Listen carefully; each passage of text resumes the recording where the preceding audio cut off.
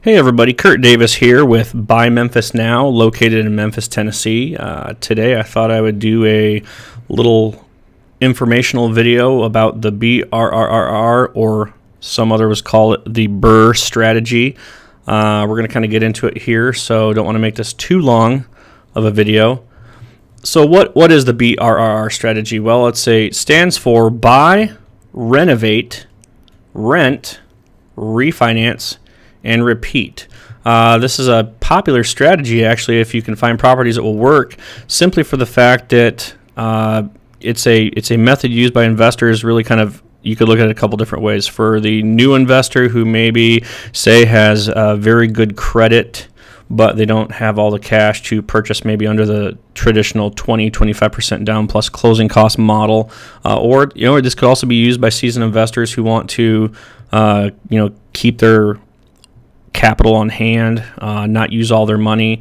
I've actually used this strategy to purchase pretty much the majority of my portfolio of properties that I have here. I have about 20 homes between myself and my wife that we did this exact same model, and I've actually got an example that we're going to get to here in a little bit. So this is actually a purchase model that, as a turnkey provider, we used to do this. I'd want to say somewhere around 2007, 2008. But since then it's been a little more difficult to actually be able to do this. But nonetheless, it can still work, and there are investors out there that are doing this. So a few things to consider. Number one, are you using your own cash, or are you borrowing private or hard money? Kind of important to know. Like I said, primarily I see investors are getting a private hard money loan for this model. Can you qualify for a refinance? Now, this is kind of important because you don't want to get a private loan if you do not have the ability to refinance out. Most private lenders, if you're going to do this type of strategy, they're going to want to make sure that you're approved with a lender because they want to know when they're going to get their money back, basically. Do you know what the refinance loan to value is, and how long do you have to wait to start the refinance process? Some lending institutions out there require a 6-month seasoning, some a little bit longer, maybe 12-month. But there are lenders out there where if you purchase and close on the home today, you can actually start the refinance process tomorrow.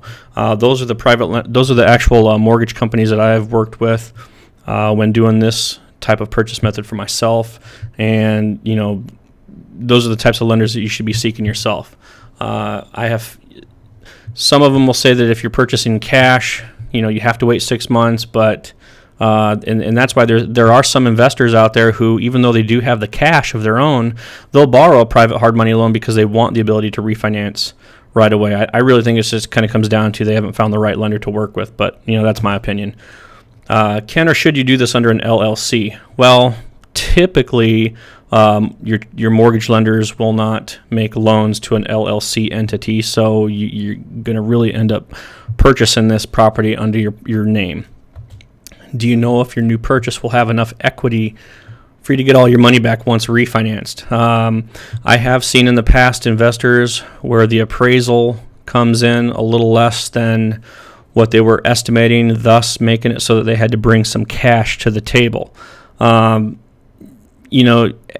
When doing this, you can never guarantee if the house is going to appraise where it's supposed to. So there is a little bit of rolling the dice on these, you could say, but I've seen more successes on these than I have issues.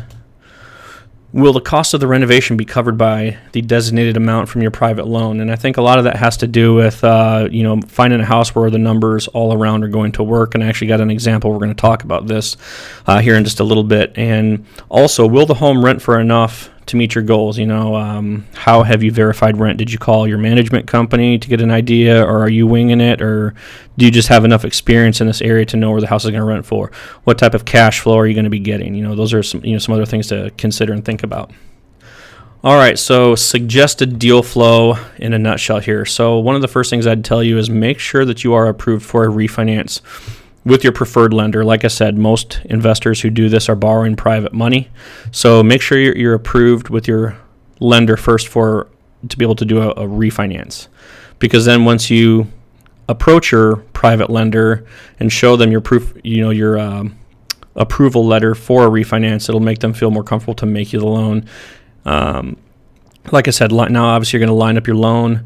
Make sure that your lender knows what you're doing, but also make sure that the terms that they are trying to offer you are going to work. You don't want to pay such high fees where it's going to be too expensive for you, or too short of a term. Like I said, some private lenders are going to want you to have a little skin in the game, and that's not uncommon these days. Fortunately, I have always been able to find a lender who will loan me 100% of what I need to cover this with, I guess you could say, zero out of pocket brought to the table. Make sure you have a contractor ready for when you close on the purchase of this home. You want to get those renovations started as soon as possible because, like I said, you're on the clock now with a private loan, and most private lenders I know are charging monthly interest-only payments until the house is refinanced. So you want to get this done as soon as possible. Start looking for now you're going to start looking for a potential purchase for property that's going to meet this criteria. I mean, these properties are out there. I think they're a little bit difficult to find. They're more difficult to find if you're trying to find them through, say, like a turnkey provider or that type. Houses like this, you're going to kind of have to find them on your own. We'll talk about that a little bit later. Once you've now closed on the purchase, you want to get your contractor and get the renovations started, and then also start the refinance process with your mortgage lender right away. Get that process going because normal financing on average takes 45 days anyway. So you want to get that process started right away. Now, kind of once your renovations are completed, you want to start marketing for tenants, whether you're going to self-manage yourself or whether you're going to put the property with a management company. And right about that time, the refinance process is complete. My experience personally doing these types of transactions, for as many as I've done and as many as I've helped people do over the years, is you should be able to get this done in 2 months, 3 months, if there's, for whatever reason, there's a little hiccup or an issue. But 2 to 3 months is the estimated time frame that this should happen, start to finish. All right, here is an example. This is an actual house that my wife and I own. It's in Cordova, Tennessee. So I'm going to kind of go over the numbers here and kind of show you how this one worked out for us. This is a 4-bedroom, 2.5 bathroom brick home. Obviously, you can see it's a 2-car attached garage. It's about 2,100 square feet. A wholesaler actually brought this house to me, and their price was $73,000. Now, that was as is. Now, before I agreed to purchase the home, I had to do a little bit of homework first. Number one, I called my appraiser to see what I thought the value was going to come in at. I was estimating right around 140, and I was actually kind of on the mark there for that. That's what my appraiser thought also. I also brought a contractor out to estimate what the renovations were going to be. Now, since this was one of the last properties we bought doing this model, and my normal conventional loans were getting filled up, I could only refinance at a maximum of 70%. So you can see here that I borrowed a 65% private money loan based on the estimated appraised value. So I got a loan from $91,000, which had to cover my purchase and rehab and some closing fees and everything like that. So if you look down at the bottom, I had to bring $0 to this close. I was able to purchase this home with no money out of my pockets, all 100% from a private lender. And like I said, a lot of private lenders are wanting to require 10 to 20% out of pocket. Fortunately, I have not had to do that, but be prepared. So with this example, 0 brought to the closing table. Now, this property took me about 2 months from start to finish. I was able to get it done fairly quickly. I had my contractor ready to go. I had property management. Everything was in place. So the home did appraise for $140,000. So once the lender did the 70% loan to value refinance, that was I had a loan of $98,000. So all of my closing costs were covered into the loan, into the refinance. So I also did not have to bring any money out of pocket for the closing cost portion of it. The amount of money, though, that I did have to put out of my pocket during this transaction was I had to make 2 interest-only payments to my private lender, totaling, you can see there, $1,820. And I also had to pay for the appraisal during the refinance process of about $550. So all in all, from start to finish, I was about $2,370 out of pocket on this property. That's very, very good. I decided to put this on a 15-year mortgage. with what the house rents out for. Even on a 15-year note, I'm still able to get a little over $300 a month in gross monthly cash flow.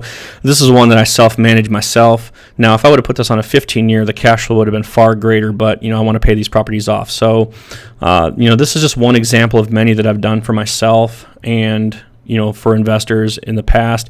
For our turnkey business model, this is something that we don't really do, simply for the fact that it's very, very difficult, especially from a reseller standpoint, to find something like this. But for investors who either have the cash or a private lender, you can find these properties on your own.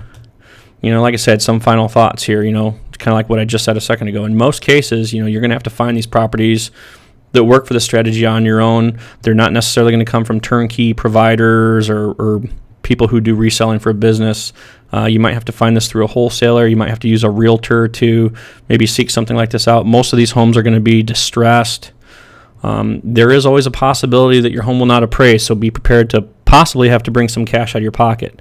Last thing you want to do is, and I've seen this before, the last thing you want to do is get stuck because you don't have the $5,000 to bring to the closing table to refinance, and you can't pay off your private lender, so you're still making those interest payments to your private lender, and your loan is potentially in default status over a couple bucks. And kind of lastly, just because you find a home and the numbers work doesn't necessarily mean it's a good fit or a good deal. Unfortunately, you can find these types of houses in crime-ridden areas. I don't know how the numbers work, but sometimes they work, and you just want to make sure that if you're out of state and you're doing this somewhere, you need to be very familiar with the area. If you're a local investor doing this in your own market, you're obviously going to have a far better understanding of the location and the risk tolerance that you have. So that's going to kind of conclude this video on the BRRRR or the BRRRR strategy. Like I said, this is a very general overview. I'm sure there's probably many things that I missed that someone who is as knowledgeable or more on this subject than I am could probably easily point out. But like I said, this is just kind of a basic overview, and I hope that you have found this to be interesting. Hopefully it's a little helpful, and until we do the next video, I hope you've enjoyed, and thank you for your time.